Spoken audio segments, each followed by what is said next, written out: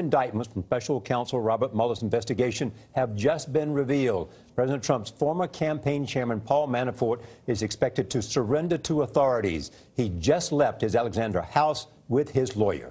Jeff Pegues is in Washington with new information on the charges. Jeff, good morning.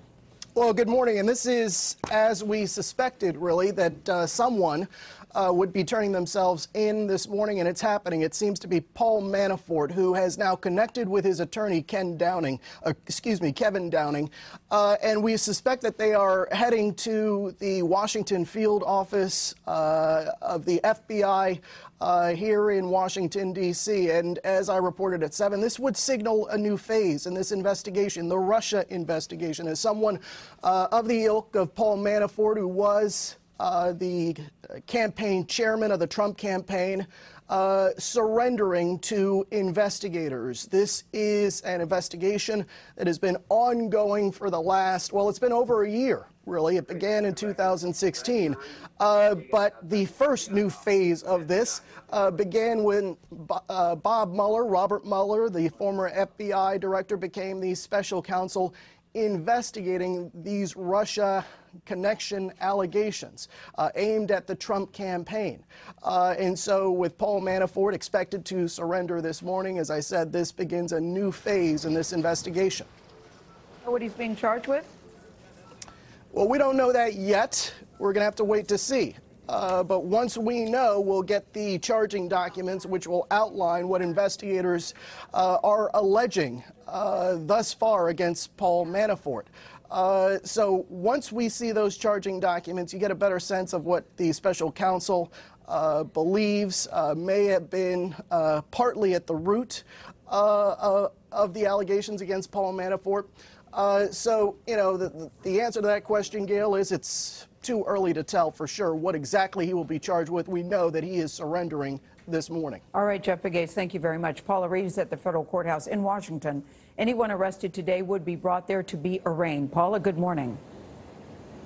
Good morning. Sources tell me that Paul Manafort is expected to come here to federal court in Washington to face the first charges in the special counsel's probe.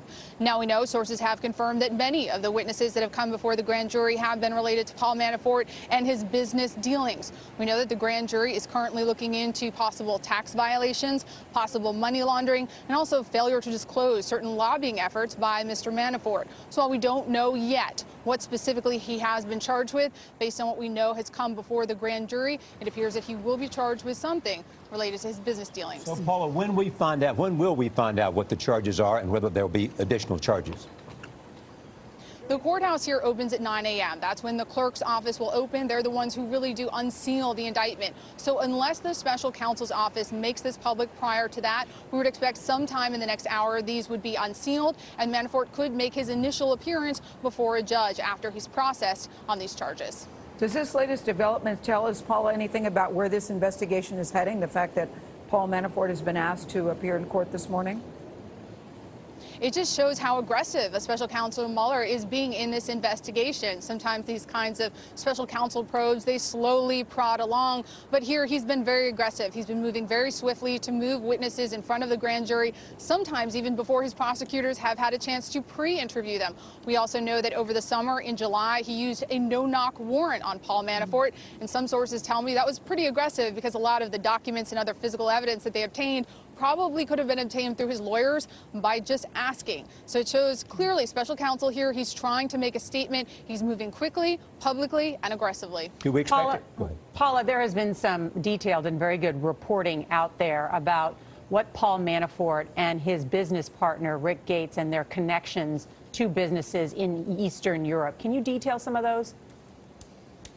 Exactly. So one of the subject of the federal grand jury investigation is that perhaps Mr. Manafort did not fully disclose the extent of his lobbying efforts on behalf of the government of Ukraine. Now, of course, the government he was lobbying for had close ties to Russia. So there are some concerns about why he did not disclose this more fully to the Trump campaign, but also you have requirements to disclose this to the Justice Department and to the federal government. And in an investigation like this, you start with sort of the low-hanging fruit, if you will. You start with the easy targets, and that doesn't mean you're not a high-profile high-profile person. It just means maybe you did something that would be easy for prosecutors to charge.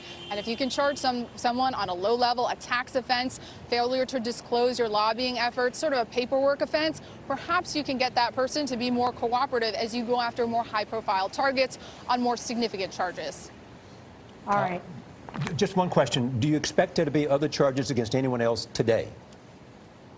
I do not. So far, based on what my sources have told me over this weekend, it was expected that it would probably only be one person. We're now hearing it could be two. But again, it's both are connected to Manafort. Repeatedly, sources told me, look, if you want to know who's going to be charged and what they're going to be charged with, look who's gone before the federal grand jury so far. And we know that has predominantly been Paul Manafort's business associates, and the documents and other physical evidence have all been tied to him. So at this point, I have no expectation of anyone else being charged beyond Mr. Manafort and potentially his associate.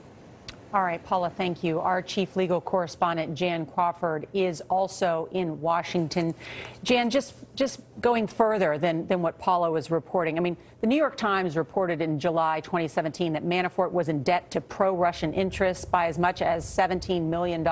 We see Paul Manafort right now with his attorney walking into FBI headquarters, surrendering himself, if you will, to the FBI. What do you know about the heart of some of the allegations against him? Well, I mean, that is a hugely important point. And following up on Paula's excellent reporting where she kind of outlined some of the things that they've been looking at with Manafort, I mean, the one thing that jumps out is you didn't hear anything about collusion and the Trump campaign. So remember, Robert Mueller has wide-ranging authority to investigate a lot of different things. So, you know, this could just be kind of the tip of the iceberg, something unrelated to collusion or Russia or the campaign at this point. I mean, the question is, though, now, obviously, Manafort hasn't been cooperating up until this point. Prosecutors typically don't indict people who are cooperating. But what if he changes his mind? Perhaps he provides more information, which could then put pressure on other witnesses. It's a way of kind of springing open this investigation into other areas. Jan, we saw him just arriving. Can you walk us through the process? What happens now? Well, I mean, he's turning himself in now. This is obviously a hugely significant day for Paul Manafort, and certainly not something that, you know, I'm sure he saw coming when he agreed to take on that high position in the Trump campaign. And so what we're going to see now is, presumably later in the day, this indictment, we will see some of the charges. And that's going to be also very important because that will show us, as Paula had suggested, what they're looking at this point with Mr. Manafort and what some of the charges that the special counsel has pursued and is now saying that he believes a crime has been committed by Paul Manafort that they can prove beyond a reasonable doubt in court. So when we see what those charges are, that's going to give us a lot more information about where this investigation may be going or what the special counsel is looking at right now with regards to him. Thank you so much, Jan. Let's go back to Jeff Pegues, who has new information on one of Paul Manafort's business associates. Jeff? Yeah, Charlie, so we're hearing that there could be someone else surrendering today. We're looking into that. We're trying to confirm that. But what I can tell you about Paul Manafort is, you know, again, we don't know what these charges are going to be. We should find out in the next couple of hours. But what we know is that he is key to this Russia investigation. I say that because of when he joined the Trump campaign. He joined the Trump campaign as a volunteer in March of 2016, and then in April and May of 2016, he started rising to the top of the Trump campaign and eventually became the campaign chairman until August. Now, that's important because not only have investigators really been scrutinizing his contacts with Russian billionaires, these oligarchs who have close ties to Vladimir Putin and the Kremlin. So investigators have been looking into that. They've been looking into his liabilities to these Russian billionaires. And part of that involves some of the activity taking place over the summer while he was campaign chairman.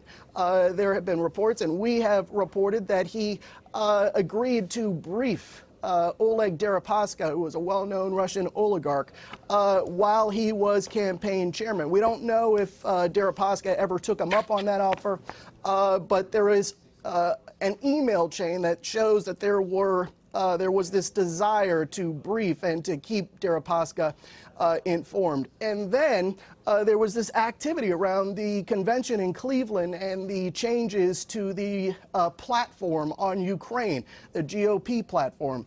Paul Manafort was at the heart of that. So was one of his associates, Rick Gates. And so investigators have been scrutinizing all this activity from the time that Manafort joined the campaign in March as a volunteer and the time until he left the campaign in August.